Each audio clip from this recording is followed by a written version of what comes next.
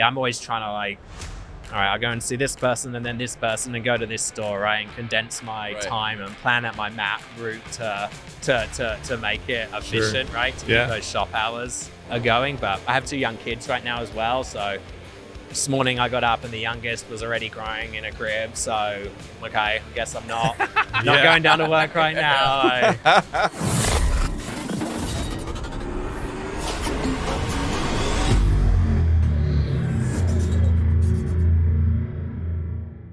It's that time of year again. Time for all students pursuing a manufacturing-related degree in a 2- or 4-year program to apply for a scholarship from FMA's foundation, Nuts, Bolts, and Thingamajigs. Eligible students can receive up to $2,000 per semester for their program. Applications for spring 2025 are being accepted now until September 30th. Get all the details and apply on our website today. Hello, welcome to the Fabricator Podcast. We're at FabTech Canada 2024 in the beautiful city of Toronto. To my left is Rob Coleman. How are you, Rob? I'm very well, Dan. Thank you very much. Editor of the Canadian Fabricating and Welding magazine. We're at FabTech Canada. We decided to reach out to one of our favorite Canadians. Your coworker Joe's also a very nice Canadian as well, but Rob is going to help us out with today's episode and also some others while we're here. Rob, how long have you been with Canadian Fabricating Welding? Since its founding. Which is 2016. There you go. Yeah. All right. So it's almost a full 9 years now. Yeah, time flies. It does. So we talked today with Adam Fullerton of Fullerton Metal Fabrication. He's a guy who, he's lived a life. Talk about metalworking skills. Will travel. He literally did. Everywhere, like New Zealand, I think Australia, Canada. Yep. England. Yeah. So he specializes currently in doing railings, doors, other kind of accent pieces for commercial and residential settings. Yeah. Did some earlier work in his career. I shouldn't say that much earlier, but like 5-6 years ago. Yeah. A little bit more time on what he called upcycling found objects into furniture. And doesn't do it too much now. You'll learn why during the podcast. But it kind of led us to think, like, what exactly would we want for our homes if we had the opportunity maybe to have someone do something like that. With something like maybe if I had a better floor, something that, one of these big tables with, with metal weights or whatever, they have some beautiful stuff with cast iron that I've seen out there that, if I had like some seriously reinforced flooring, that'd be awesome. But for all those arm wrestling parties you host, it gets pretty crazy at our house. Yeah, you'd mentioned some lighting as well. I think the lighting is probably the one most people could probably make work in their homes. Yeah, wrap their heads around it. Well, like some of his stuff with a fire extinguisher that he'd sort of stripped out and turned into a really nice shape. But he also had some shelves that were made out of old radiators that had been chopped up. Yeah, which was really cool. It's like the wooden portion was from a hemlock tree. Which I'm not even sure I knew existed. But salvaged from from Lake Ontario, I think. Yeah, I think Lake that's Ontario. what I read. I think. Yeah, it was wild. So and the radiator parts were kind of the side pieces. Of the bookshelves. Yeah, it was really cool. So yeah, it's kind of neat. I don't know whether he's done work with recliners, custom made metal recliners, but that's probably what I'd be looking for. Yeah. He did the half bathtub that he cut. Yes. Half bathtub chairs. You could cover that a little bit in there. I don't know if you could turn that into a recliner, but I'm sure you could work it out for you, Dan. Yeah, you could curl up with a nice Mad magazine, pour yourself what? Some Fanta? Some Fanta, maybe a root beer? Yeah, call it a nice evening. There you go. Yeah. Put your curlers in your hair and just enjoy. For sure. There you go. Yeah. So on that note, with that mental image, we'll leave you now. Yeah. And we'll go straight to the podcast. Thank you and enjoy. If you're involved in the pipe and tube industry, you won't want to miss the Pipe and Tube Conference this November in Omaha, Nebraska. This event is an excellent opportunity to connect with industry experts, stay up to date with the latest technologies, and explore new business opportunities. You'll leave the conference with a wealth of knowledge and new connections to help your business succeed. So mark your calendar for November 13th and 14th and join us in Omaha for the Pipe and Tube Conference. Register today at fmamfg.org. And now, back to the episode. Welcome back. Thanks for joining us today. We're here at FabTech Canada, looking to share some stories and meet some people from north of the border. To my left is Rob again. Rob, how are you? Good, thanks, Dan. Yeah, Adam. Very good, thank you. That's Fullerton. Are you going to get the name right? Without looking at his shirt. Fullerton Metal Fabrication. Yes, that's correct. I got it right.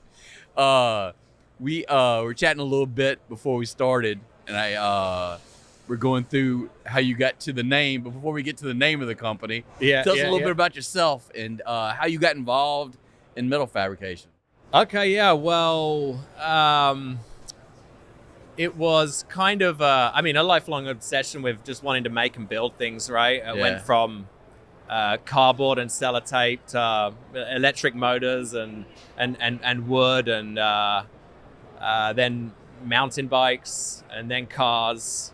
And there was really a lot of those Discovery Channel shows, right? Really? Norm Abrams, New Yankee Workshop, and American Hot Rod, American Chopper, and even the interior design shows, right? I definitely had an interest in interior design and architecture.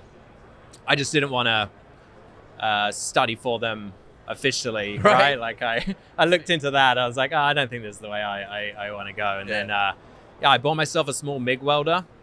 I just wanted to make stuff out of metal, really. I didn't really know what, and I was pretty terrible at it at the beginning, so it kind of sat reasonably dormant. Try to fix a few car exhausts and stuff, and kind of pitch and shit kind of welds, But then I then got a job at I got more into cars. As I got a car, I started working on cars. I damaged the car. I tried to repair the car. I was interested in that. So how exactly are you damaging your car? Yeah, I hit another car. Oh, okay, there you go. So it wasn't a routine thing. It was just one moment. It was exactly. Yeah. Did you agree to fix that car as well? I wanted to fix it. He didn't want me to do it. He wanted to go to the dealer, so I had to cut him a check. But yeah. Unfortunately, I started working at a car body shop. I was interested in the painting and repair, auto body work. They just so happened to be like a pretty good classic car restoration shop. Any classic American muscle cars. I didn't really know anything about them at the time, but they had there was a 67 Camaro, a 69 Roadrunner, 68 Charger, and I was just like, these things are huge. And I spent days like paint stripping the engine bays and cleaning in all the bits no one else wanted to do, right? Yeah. And but I started learning actually how to weld, right? Seeing other people do it, and started figuring this out and bringing that on, and I just got the bug for cars, really. I became a petrol head for for a long time, and did that trade. Became a painter basically, but still did a lot of repair and a lot of metal work. On the side of my own stuff, as well as some at the shop there, and then that allowed me the opportunity. Like, I traveled quite a lot with that skill. I went to New Zealand for a couple of years. I went to Australia for a couple of years. No kidding. Wow. It was very easy to pick like good work up, right, rather than your normal hospitality stuff. Right. Was able pretty much anywhere I stopped to find a decent job, especially having the restoration skills, right? That's not something that every painter or panel beater necessarily has experience with. So really, when we've often said in the past, those skills travel. Yours literally did. Really.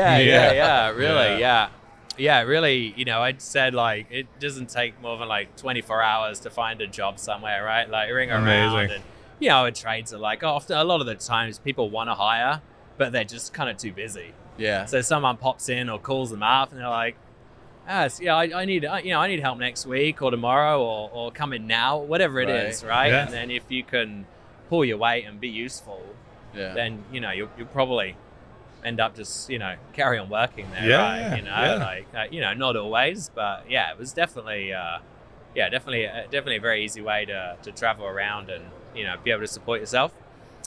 But yeah, and then I guess I started making my like I mentioned, I had an interest in interior design and architecture. So then I started making lighting and furniture and the kind of upcycling, like repurposing found items, things to make into light shades or I saw one of your light shades, and I think you cut the metal and sort of made it into some sort of flower shape or something like that around the lamp. Probably a fire extinguisher or something. I think it might have been, fire extinguisher. Yeah. That was remarkable. Oh, thanks. Yeah, really cool thing too. Yeah, it was like a polished stainless steel, if I'm thinking of the same one. Yeah, it was just quite a cool object, right? And just discarded. I mean, worth something in scrap, but not a great deal, right? So you use the term upcycling. Yeah. So I guess that was a term coined for, the repurposing of like, found or, once loved treasures. Mm-hmm. Anything metal really I always lent towards. So yeah, I started a couple things like that, I guess 2011, 2012. And then my now wife and I moved back. That was in Australia. I moved back to England, and we lived in South London, and we got a house with a garage, a shared house, but there was a garage no one else was using. So I turned that into my first workshop. Oh, wow. And just started making lighting and upcycling stuff. And quite a few signs, with like marquee letter signs. So, the big letters with a multiple light bulbs, right? In them, right? Like, people like them at weddings or events or just in their living rooms, apparently. Okay. So, for sure. It was, just kind of, it started to kind of kick off, really, right? Was able to sell most of the things that I made pretty quickly, and this was like a side hustle at that stage. This was around a job. I was still restoring cars for a company in the daytime, and then afternoons, evenings, whatever, I was doing my own thing. Then skip forward, a year and a half later or so, that's when we moved to Canada, and I started the same thing up there, but it was a little harder to get going. I tried for a while, and it was slow to figure out the imperial system and all the little nuances of where to get stuff and what everything's called, or just to make contacts in stores and shops and stuff, right? And then but after a while it was I got a job. I had to get a job for a couple of years while I was working making ends meet. Were you back in the car side of things, or? I did look around in the area. Like, I didn't want to travel too far. Like, my wife and I shared a vehicle. The restoration places seemed to be like quite out of the city. Right. I didn't feel like commuting to like Cambridge or something. Right. I didn't really want to get into just like new accident damage, car stuff. Like, I'm not as into that as like the restoration side of things. Yeah. I found a job laboring for a heritage masonry company. Yeah. Wow. I just always fancied I want to try like every trade. Yeah, I was okay. going to say. Like, You got a full resume already. Yeah. Just the fluidity of like mortaring the brick, and I just that'd be cool, man. I want to try that. So very cool. I did that for a while. Got up. The company was growing, and it needed masons, and it was having good luck with training slightly older people with other trade experience, right? Like, and bringing them up to how they wanted the heritage work done. Again, it's going to be a bit different to like a new build masonry, right? Yeah, where they're paying per the brick or whatever they do, right? To get those things up quickly.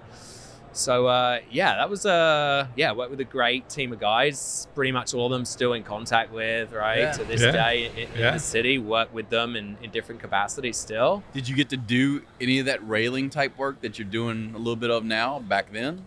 I helped with a couple of projects. Okay. I helped with a couple of, they had a few bits and pieces. Yeah, okay. I was more like just in the bin at the job sites, like finding bits of metal and stuff, right? Like can I have that, right? Like taking stuff off some of the old buildings. Like, can I have this old bracket? They're like, yeah, sure, man. That's awesome. Yeah, that's fantastic. Like, here he comes again. Yeah, on my bike with all this like 50 pounds of scrap metal.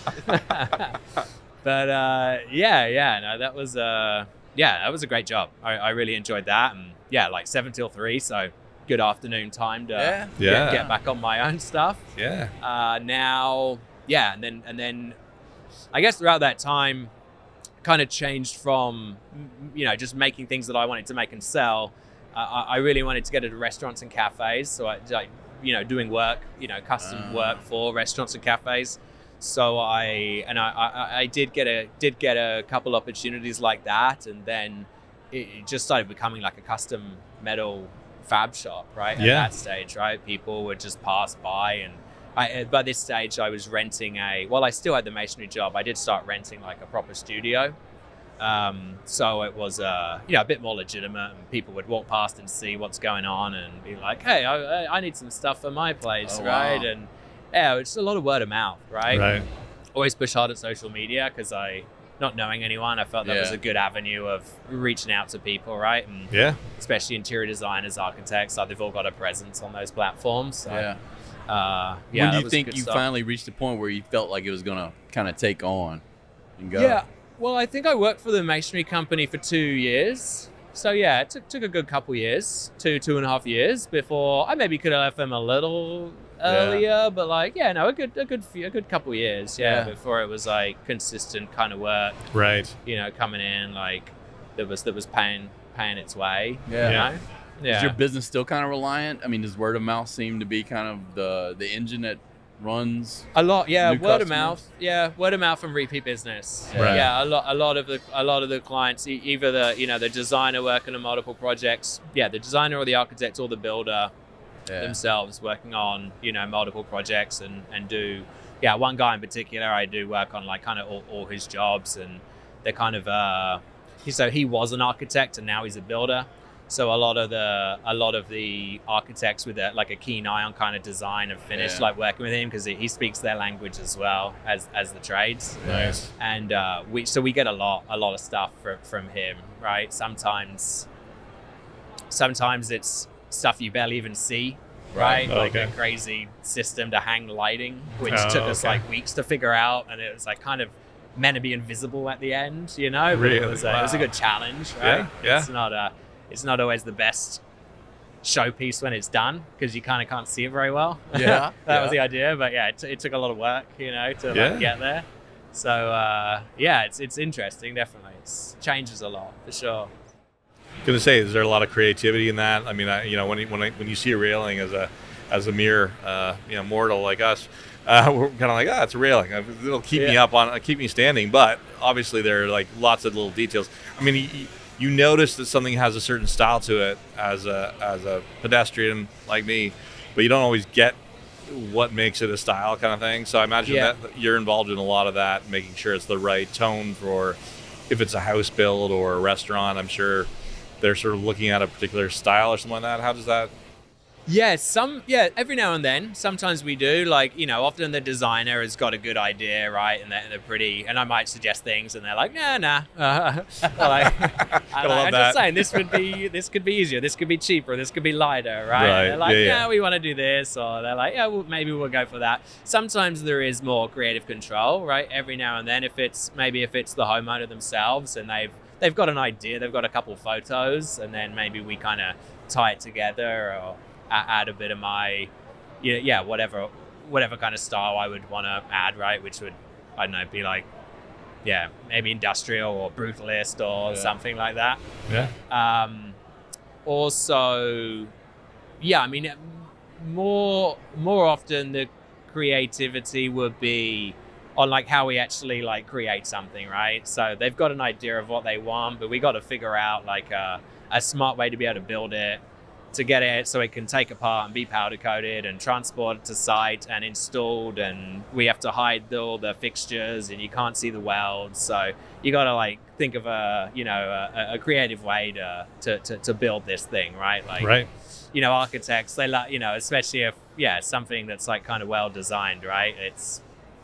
they don't want to see any of that fixture and fitting, and they draw something beautiful, and you're like, wow, how are we gonna actually do this, right? This is a challenge, right? Like, and then maybe if it's big or weight bearing, maybe the structural engineers involved as well, right? So working, with them or with what they've already, mapped out.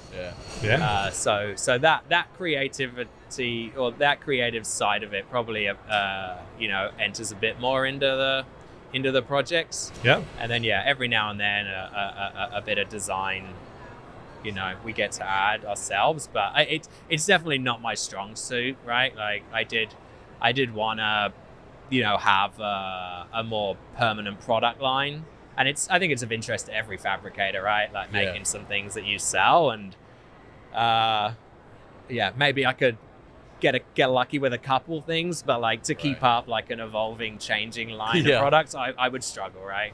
Without just for sure really stealing other people's ideas, like I'm not nothing wrong becoming like the vision maker. Actually exactly. Bringing that to reality. Exactly. What are some hallmarks of projects that you work on that you think highlight your skills the most? Like where do your skills blossom? I would say, I think that we come up with some pretty smart solutions to, like I was kind of saying, right? Like being able to hide like the welds and the hardware and stuff like that, right? Like we're still being reasonably sensible to work with an install, right? Not like the craziest. Are the lighting systems the one that push you the most to do that? Maybe. I would say it varies, all kind of over, really. Like, maybe mounting like some kind of, shelf bracket, right? Kind of floating style shelf bracket. We just want a 1-inch round dowel sticking out the wall that holds a shelf, and I don't want to see any fixture, right? So how are we going to wind that into some kind of anchor, and that's got to tighten up, and and depending on what the wall material is and everything, right? Like get some pretty interesting, pretty challenging, concepts to try and like bring to life. That's probably why I enjoy doing the most. Working it out and then reworking it out in real life when you're like, oh man, I missed this or something. Right. How does your daily routine balance between shop stuff and like being on site to install? It's a ongoing challenge, really. Like I'm still very much a fixture in the shop. So I need to get enough, I need to get a reasonable amount of shop time in. My day is basically like I wake up early and I do office work, admin work, invoicing, quoting, stuff like that from home.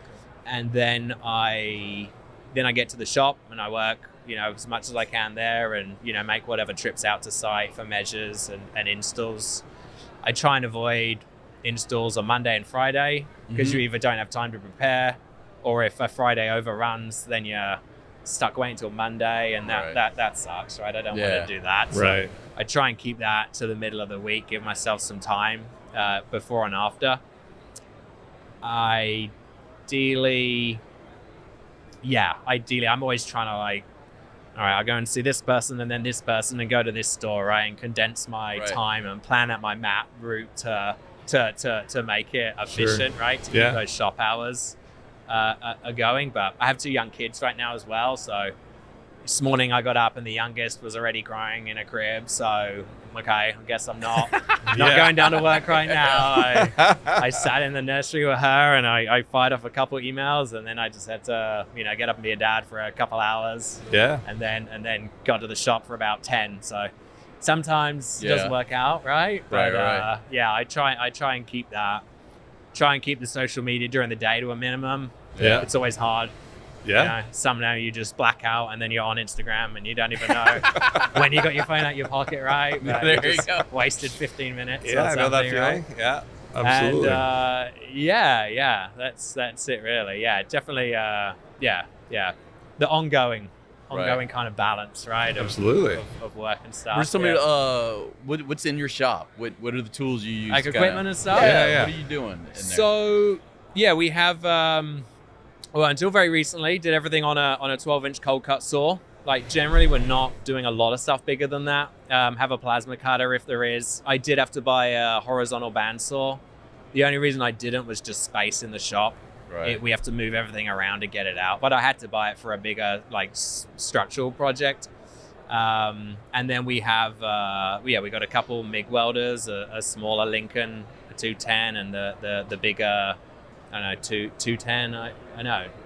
250 or something like that. Yeah. And then a couple or three TIG welders. One's like a smaller miller for site. Got a 250 Everlast and the 350, the big like Canox one, like that corner shaped TIG welder. It was a miller version of it as well. I got like the Canadian version. Tipper welders, and then I've got a lathe, a mill, knee mill, a reasonable size tool room lathe. I have a smaller, diacro, number 3 diacro for some forming. Got a 4-foot brake press. Just building a hydraulic horizontal press right now, so that's going to do a lot of like tube bending and all kinds of bumping and rolling and stuff like that. So yeah, excited.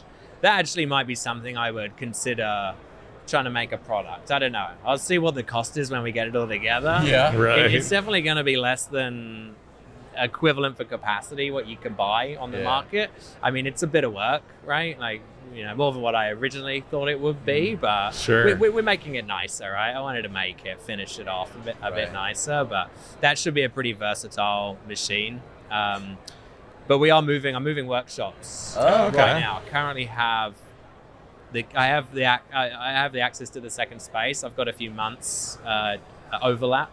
Yeah. Nice. So I'm working on that now. I just bought a big bandsaw, like a vertical bandsaw with a 36-inch throat, just to open up the capabilities a little bit. I'm going to buy a bit more equipment. Like, I was about to say, wow. How much room are you going to have in the new place? 3,200 square feet. Yeah. Oh, wow. So I have like 1,200 now. Okay. So Nice. It's a reasonable increase for us. So when you move shops, do you rely on friends with trucks? Or? Yeah, I got maybe we'll see. A couple friends I might help. I have 2 employees now in the shop, Nice. and then I'll probably get some extra help. I have a couple people with vans, like paid drivers, courier drivers. The guy that's got a flatbed and a trailer. Right. He's moved a couple pieces over for me already, and I'll keep him happy and moving my stuff over. When do you hope to be over there?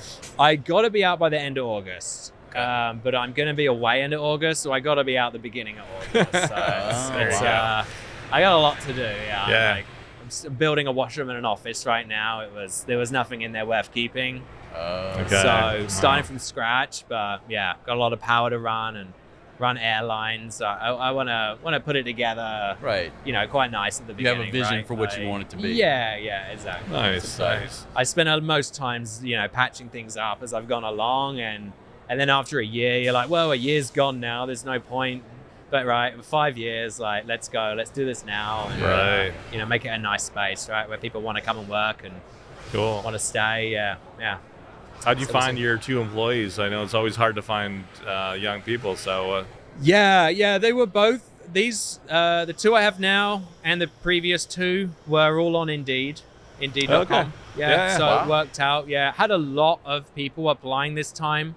I feel that the greater metal fabrication industry was a bit slower. I feel that's what people were saying anyway. I had a lot of people apply. Right. I like 200-300. I'm talking like Wow. Yeah, it was crazy. Like, it quickly got whittled down, right? Yeah. Like, I had maybe 8 or 10 people come to the shop to chat and do a small practical test thing I set out, and I picked one guy, and then we got really busy again, and I reached back out to a couple of people from the short list, and one of those guys was still available in the market. So now he's come on board, and excellent. How's the dynamic from kind of doing your own thing to like all of a sudden being a business owner and working with some other folks? It's a weird kind of transition. It's not what it's set out to do, right? Like there's some Mr. Business Owner. I know. Yeah, people say entrepreneur. I'm like, I don't think that's me at all, right? It's like I bought like a MIG welder and an angle grinder, and now I'm here, right? Now you got a T-shirt. You get a T-shirt. It's for real now. Yeah, exactly.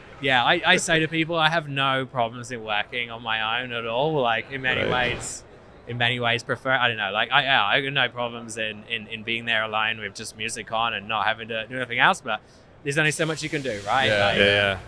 A lot of these jobs, I can't lift on my own, like you need help just like flipping stuff and installs, I for a while I was, trying to get hold of friends or people to come and give me a hand this afternoon and come and give me a hand with this install, right? I need you for the day or the morning. And it was just so tough, right? So and they were like, just hire somebody. Yeah, exactly. Yeah. Not me, but someone else. Yeah.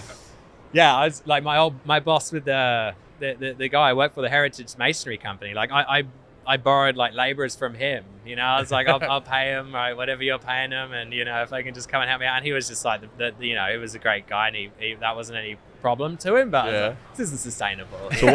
So what's your style as a business owner manager now? Did that take a lot of thought, just thinking about how you were going to manage people? And not at first, but like more and more, right? Yeah. My wife's like, well, what are you doing? Are you telling them this? Are you giving them what they need, right? So your manager's helping you manage. There yeah, exactly, yeah. So then I'm like, okay, right? Or you see other people, online with maybe a bit more of a procedure for people and pay structures. A lot of ideas how I would like to do it. I'd like to have a very detailed list of stages that employees can, achieve to rise up and, getting small pay increases with all these, but it is hard to find the time to implement, I want to set out, I've been meaning to finish something I started a long time ago, which was like a set of finish standards, right? So we've got a rough finish for, unseen brackets or frames, right? And then we've got like a standard finish for, like a powder coat. And then there's like maybe a nicer level of that. And then there's a hand finishing and plating, right? So someone can look at this, right? Refer to that and what stage they need to be working at, right? Very useful, yeah. Yeah, I haven't done it yet, but like when I do it, I'm sure it'll help a lot. Yeah, I keep telling the guys like one day I'm going to do this. I started writing out the points, but I need to actually make small pieces, right? Right. Sure. Give an example of all of that. So stuff like that, yeah, very interested in, and trying to help people, give them what they need to succeed. But yeah, I do find it hard to find the time. Yeah. Sometimes. So we were talking before we officially started about your earlier work doing the upcycling with furniture. Not as much time, obviously, with the business and being a dad. Yeah. But what are some of your favorite like projects you worked on that stand out as like you put a lot of effort in, you're glad the way it came together, but also B, like people actually want it. You know what I mean? There's a real interest in buying it for the price point you set for it. Sure, yeah. Well, the first thing that came to mind when you started that sentence was a 5 minutes ago. That wasn't what I was implying. We'll edit it down.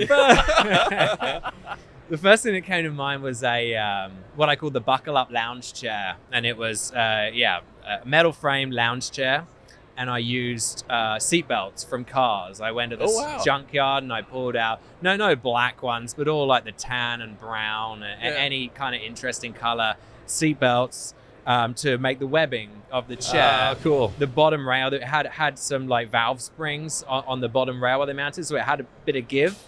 And then I used a couple of the kind of chrome Lincoln buckles, like older style seatbelts that were kind of a feature on the front. And I really like that.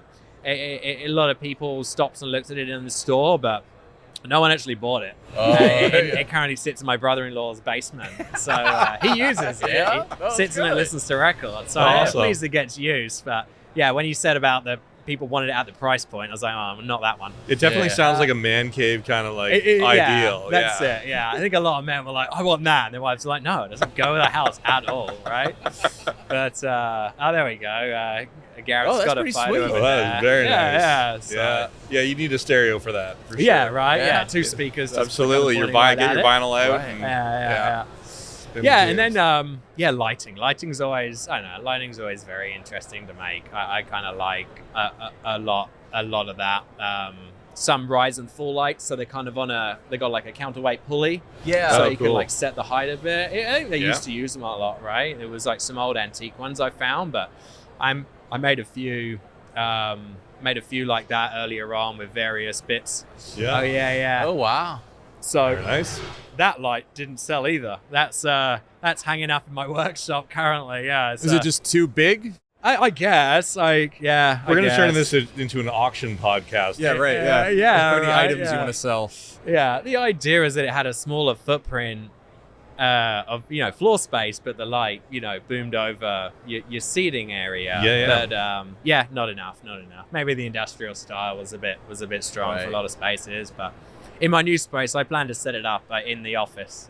Yeah, I've been waiting like one day. Yeah, it's sitting there, clean the rust off it, and get that set up. Yeah, so anyway, I like that. Like figuring out the weight of the concrete. Like I got it pretty much spot on. I had to grind a little bit out the bottom underneath.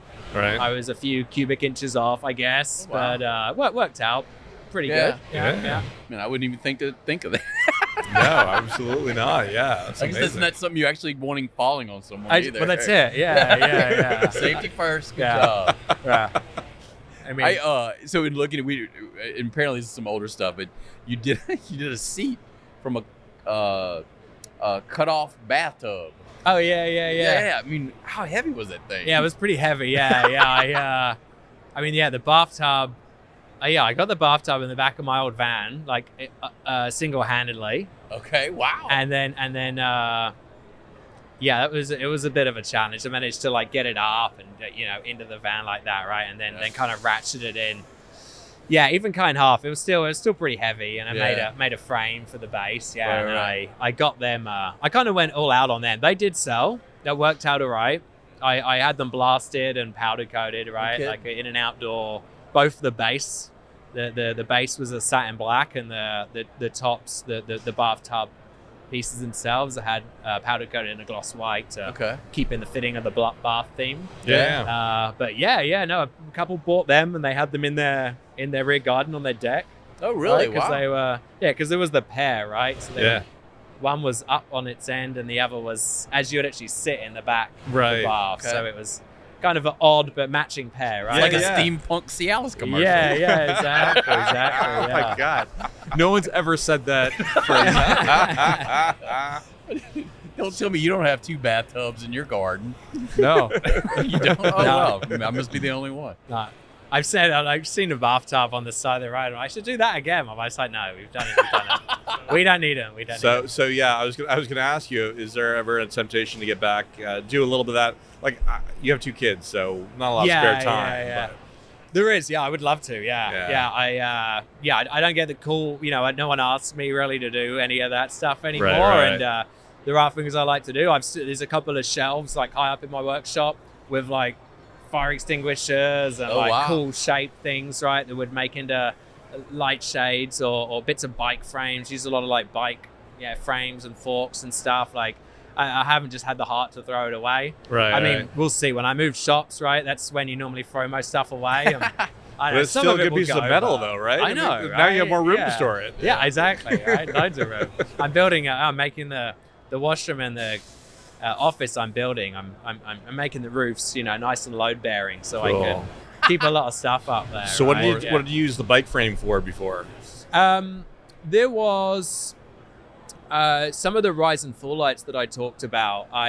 One of the top was kind of 2 bike forks holding bike hubs. Okay. Like I narrowed bike hubs, so they became the kind of pulley for the cord. Oh, cool. Wow. What else did we do? There was a few. I've got a brother-in-law who's like really into bikes, and I'm like, Christmas time. Gotta start thinking now. Wow, there you go.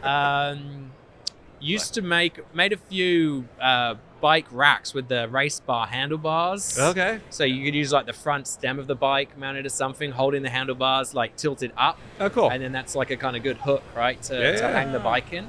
Nice. Made a few pieces like that. Like that was always a few various things. Yeah. Cool.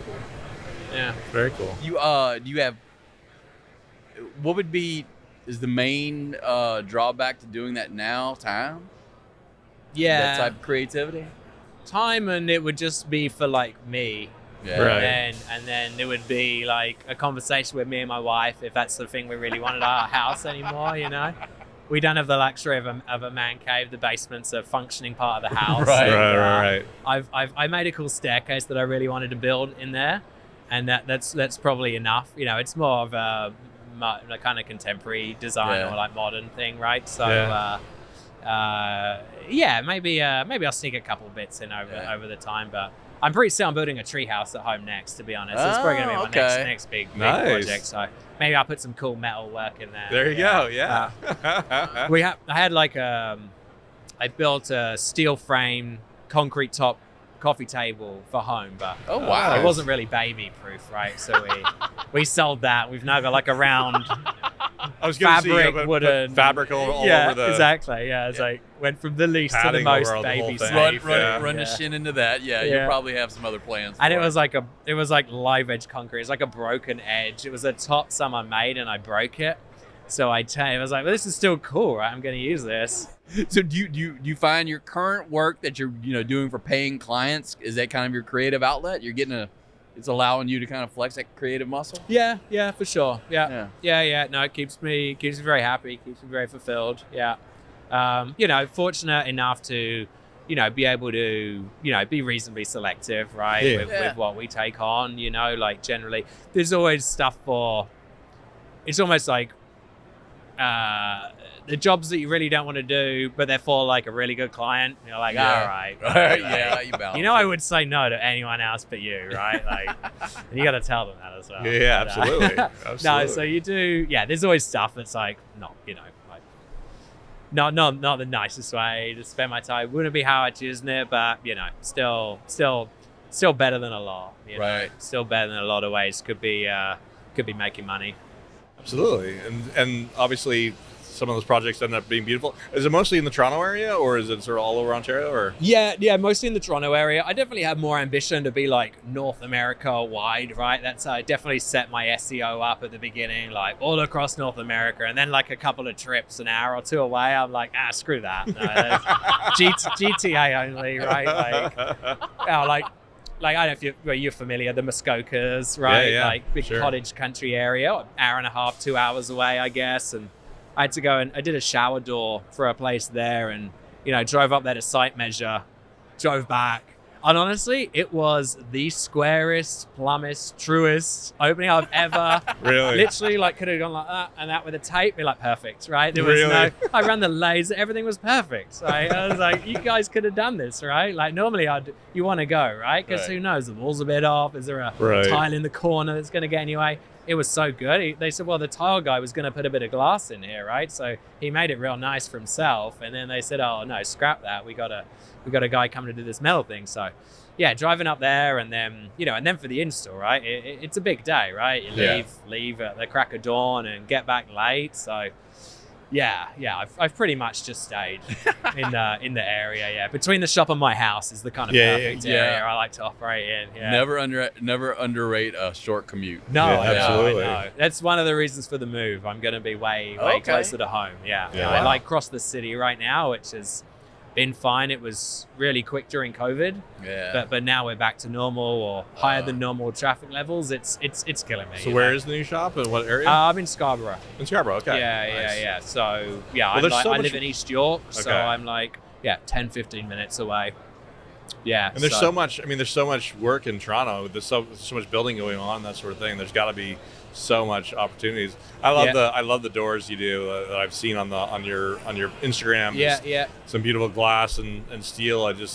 They're just elegant, and they got a style of their own. It's pretty amazing. Thanks, man. Thanks. Yeah. That was we did a lot, especially during COVID. Everyone with open plan houses was like, oh man, I really need a I really need a break from my kids. I need a home office. So yeah, we did a lot of home offices, a lot of doors. Yeah. That peak's kind of died down a little bit. Now it's more panic rooms. Yeah.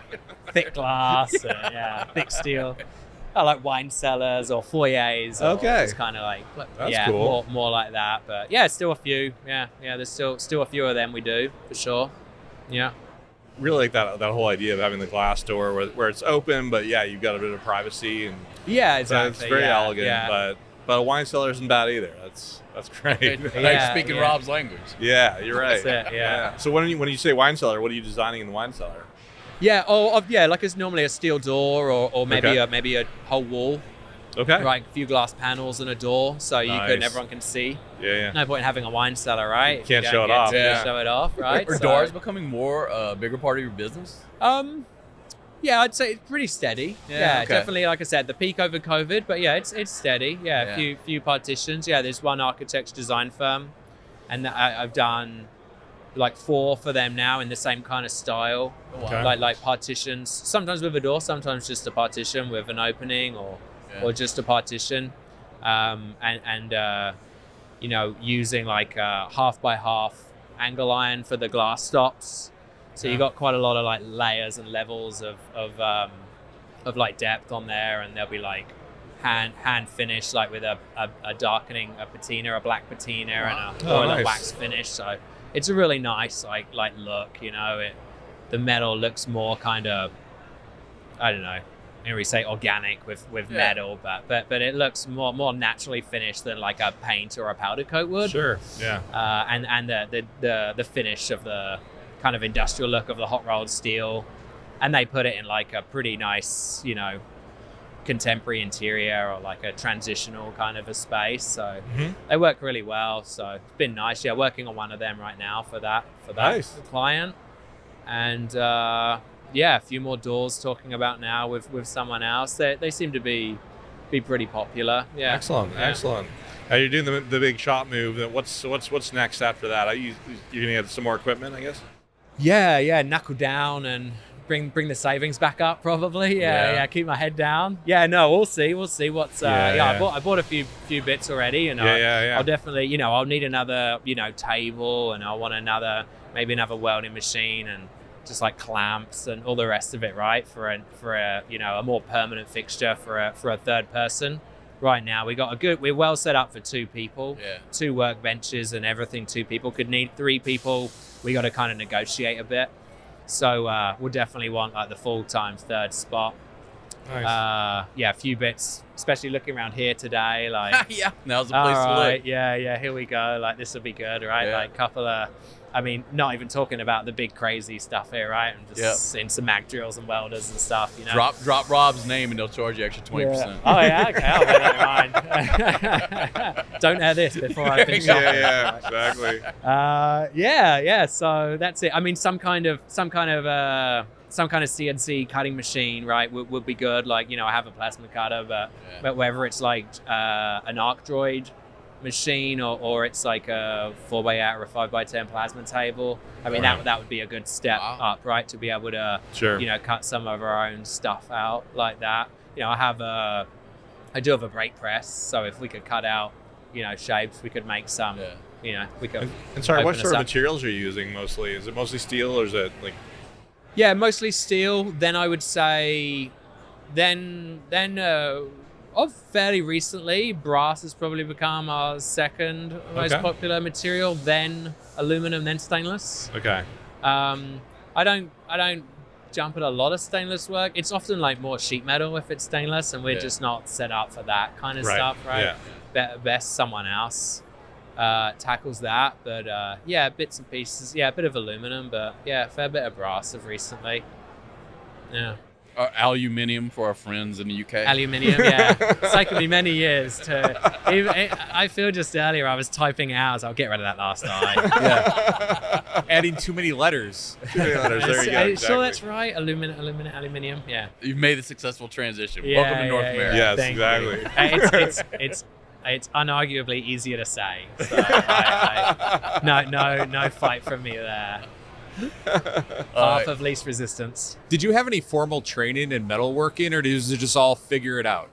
Yeah, all kind of figured it out, really. Yeah, working with people. Yeah, I guess working with some of the, what we call in England panel beaters.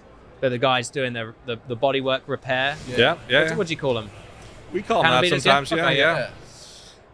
Yeah. Working with those guys, like for seeing like welding stuff, and working with other people, other fabricators, and just kind of picking it up and figuring it out. Yeah, that's been most of the jobs I've done, really. I'm assuming a lot of learning has gone on since you started your own business, obviously. Yeah, for sure. Yeah, you have to figure stuff out, right? Like, someone asks you to do something and you're like, don't see why not. Right. Yeah. Give it a bash anyway, right? Like, give it a bash and then check Google if I have to, Yeah, there we go. Yeah, YouTube it, right?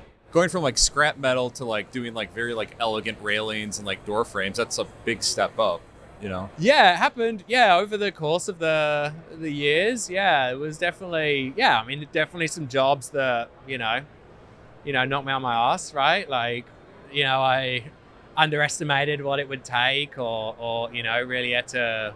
Yeah, that's the most thing, right? Underestimating the time it's going to take you, or maybe the cost of other things you need, other services or material, something like that. Like definitely put some self-education in the terms of losing some money on some jobs, right? Yeah. But that's a good motivator. Yeah, but that's it, right? Yeah, you don't want to do that again, for sure. Yeah, we hear that a lot from small business owners just trying to figure out how to price jobs. Yeah, that's it. Like I definitely, when I started out, like I feel, say I thought $25 an hour would be fine to earn, and then so I'd charge like 30 or 35, right? And then that kind of quickly went up. I was like, all right, well this isn't, like if anything, just for a buffer for when you're constantly underestimating the time on jobs, right? You need a little bit of cushion there, right? Yeah, I don't think we're ever doing jobs quicker than what I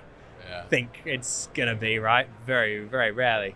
But we had a fabricator on the podcast, literally say you've got to price it to what you think you deserve. Right. Not so much to get business, because of that it's if you're good enough, they'll want to pay to be a part of what you're doing. Yeah, well that's it. And I mean if you're you'll see what I see what I get and what I don't get, right? Like pricing stuff out, you know what comes back, like if half 30%'s coming back, right, saying yes, and the rest is disappearing. I mean, again, depends how busy you are, right? Right. Yeah. General kind of economics, right? Yeah, like exactly. If you're too high, you won't get any work. Right. And we're I feel we're at a pretty good level. Stuff's working out generally, right? Like, I feel what I estimate in labor goes over, but the cushion on everything else like works out. Yeah. Sometimes you really get stung, but less and less now, I guess. Now, you were talking about systems for training people, but do you find, like, talking about like preparing jobs, have you developed a little bit of a system in terms of working through some of these jobs, like jobs that you're used to now? Like once you've done a few doors, you've got a way that you guys approach it to make it simpler and stuff like that for yourselves? Yeah, for sure. We definitely find, like for a while, I'd probably built 12 doors and or petitions, and like none of them had been the same way, right? It was like always a slightly different way, and like now out of and obviously different like looks and styles, materials or profiles, but I do think I've definitely gotten like ways down, right? Ways we transfer holes, there's a way, and someone comes into the shop now and they're like, "Well, do this." I'm like, you can try that, but like we've tried a bunch of ways, and like maybe this is an extra step on the drill press, but like the accuracy and this is far more reliable, right? To getting a good fit up at the end, definitely done that, a lot of that stuff. It's the new stuff where you're like, I mean, you get a lot of transferable skills and experience, but it's those like wild card jobs where you're like, man, like how's this gonna react, right? Right. Yeah. Sure. But again, a lot of it's in my head. It would be much better like written down on a nice laminated book for other people stop riding him. He's gonna get to look at. Stop hassling me. But, we're getting there. Check yourself. Well, I figure there's got to be some system, even if you're not aware of it, right? Like you just sort of you get used to doing things a certain way, and you have a system. So yeah. So he has a system. All right, I apologize. Yeah, I mean, generally working through a project, right? Like I find this, when people start, and sometimes, maybe someone like needs to speed up, right? And they'll start trying to like rush and right. like no, just stop what you're doing, man. Like take this off of here, like clean this bench, put these tools away. Like you don't know what's wrong, right? You're running into problems you're trying to fix. You haven't diagnosed the issue yet, right? Okay. Like take a step back. Like what's gone wrong here? You need to find the problem if we're going to be able to like fix this, right? And then and like make a note of this, like whatever it is, to like move on. Interesting. So like definitely like being like organized and like working to a system, right? And you can have different systems. Like maybe you don't want to cut up all the material now. Like I personally like to try and batch it all together as much as possible. Okay. Sometimes you want to do one stage before you move on to the next, stage of cutting. But generally, getting like completing one job, right, and then do the layout of all your holes, right. Then spend a couple hours at the drill press. All right, someone else needs to use the drill press. Okay, right. Then maybe we can move on and we can deburr or clean up or weld prep, right. But really. Staying kind of organized and on top of things is keeping your guys sane is what I'm hearing here, and which is a good thing. It's safe as well. Exactly. Like tripping at losing stuff, right? Like like I turning around and not even like the clamps going back, right? I'm like, I want to reach down and I don't have to look because I know where they are. Right. If they're all backwards around, oh man, what's going on here, right? Like it's that time adds up, I film myself. Time-lapse videos in the shop before. No kidding. And I was like, just for some Instagram content, right? Like you got a whole day like making various pieces. And in a time-lapse, you see when you've stopped, right? So I was like, I spend way too long on my phone, right? Like stopping on my phone. And some of it's like an email to a client, right? Some of it can't be helped, but definitely not all of it was. And then like winding the clamps. Right, I could see myself like stopping right in between all these jobs. Right, when you're going between material, it's like those automatic C clamps. Okay. Like I've got a bunch of them now. It's like damn, like so much. Like, you add that up, right? And then when you know where they are to grab, like both of our benches have the clamps hanging on the long ends. Right. Yeah. So we know that this is the F clamps, and then there's the automatic clamps, and then there's table clamps, right? And I want that back in the same kind of way, right? Like, not crazy like every order, but like generally, together in the same spot, and that keeps you going, right? That's amazing. Yeah. Dan, let's not try this in our offices, okay? No timestamp videos for us. Yeah, that's probably good advice.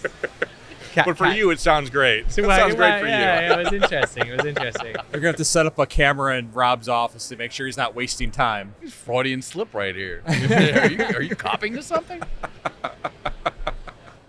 Well, thanks for joining us today. Hey, no, it was great being here. Where can people find you on the socials? Instagram's the best place. That's the most up-to-date body of work. Fullerton Metal Fab. Okay. At Fullerton Metal Fab. Excellent. And we really enjoyed it today. Yeah, thanks so much for coming in. It's been fantastic. Problem. Thanks for listening to everything I have to say. Really great chatting. Yeah. So if you have any questions, comments, complaints, criticisms, suggestions, what else we forget? I don't know. That covers it. Blessings. Please send them to podcast@FMA MFG. Why are you laughing already? podcast@FMAMFG.org.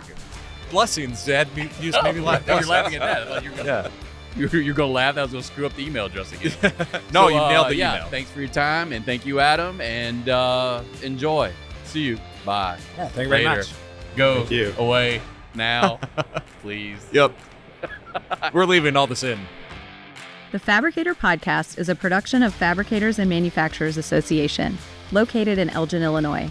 The show is hosted by Dan Davis and the staff of FMA Communications. The podcast is produced by Gareth Slager and recorded and edited by Griffin Hammond and Dana Weicker. Sales support provided by Andy Flando. Additional production support by Elizabeth Gavin, Mike Owens, Billy Culpa, Pat Simon, Brandon Geyer, and me, Sarah Spring. email us at podcast@fmamfg.org. Thank you for listening. Don't tell me you don't have 2 bathtubs in your garden.